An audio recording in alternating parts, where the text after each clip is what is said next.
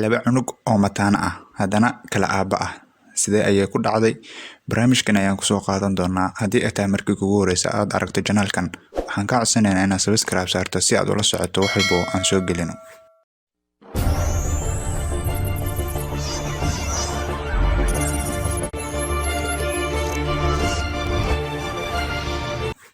Alexander iyo Salder waa mataano jiro 19 bilood. Waa wiil iyo gabar, balse waxaa cajiib ah isku aaba ma ahan. Haddaba sidee ayay suuragal ku noqotay in ay mataano ahaadaan haddana kala aaba ahaadaan? Gabadha Alexander aabaheed waa Simon, halka walaalkeed Salder uu dhalay Kramer. Balse sidee macquul ku tahay in ay mataano wada dhashay ay yeeshaan laba aaba oo kala duwan?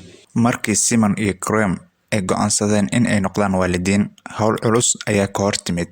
Waxa ay ka mid yihiin labadan aabe lamaanayaal aad u tiro yar oo Britain ku sugan, kuwaasi oo doortay bacrimin lagu sameeyo barnaamijka isku darka ugxaanta iyo biyaha ragga.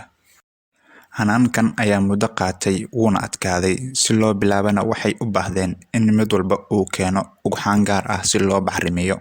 Qorshahoodii hore waxa uu ahaa in ay dhalaan laba caruur oo ah kala hooyo, balse hay-addii ka caawinaysay kaalmeynta ayaa u sheegtay in ay suuragal tahay in ay calool galaan labada ilmood hal mar, weliba hal hooyo uurka ku qaado. Inkastoo Simon iyo Kramer ay degan yihiin UK, haddana dibadda ayay kaalmo u raadsadeen. Ukumaha ayaa la talaalay, waxaana loo qaybiyay laba qaybood. Qayb waa la bacrimiyay iyadoo la isticmaalayo biyaha Simon oo ah mid ka mid ah aabayaasha, tan kalena iyadoo loo isticmaalayo biyaha Kramer.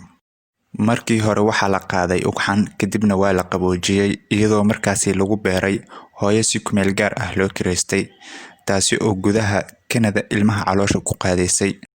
Marka labada ilmood ee uurka ku jira waxay ahaayeen kuwo isku hooyo ah balse kala aaba ah, waxayna si isku mid ah ugu korayeen caloosha hal hooyo oo lagu magacaabo Meg Stone oo ah haweeney u dhalatay Canada, taasi oo ogolaatay inay noqoto hooyada ku meel gaarka ah ee caruurta Simon iyo Kramer. Waxaan dooranay Canada sababtoo ah waxaan jecelnahay sharciyadooda, ayuu yiri Simon oo ah mid ka mid ah aabayaasha. Waa xaalad la mid ah tan UK, ma ahan wax la jecel yahay, ma ahan wax laga ganacsado. Haatanse labada aaba oo kala Simon iyo Kramer waxay dib ugu laabteen UK iyagoo sugaya in akhbaar ugu timaado Canada sida uurkan ma hagaagi doonaa oo ilmaha si nabad ah ma ku dhalan doonaan.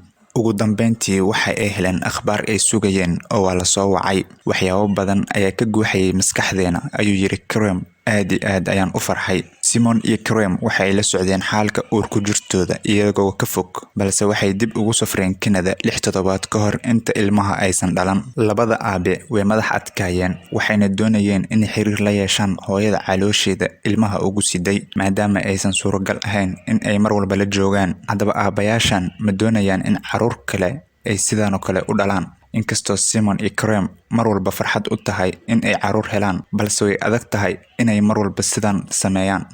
Abid ha adkaysan wax walba, ayuu yiri Simon oo dhoola cadeynayay. Muuqaalkana maanta intaas ayuu ku egyahay. Fadlan haddii ay tahay markii kugu horeysa aad aragto janaalkan, waxaan kaa codsanaynaa inaad subscribe saarto. Fadlan nagu soo biir.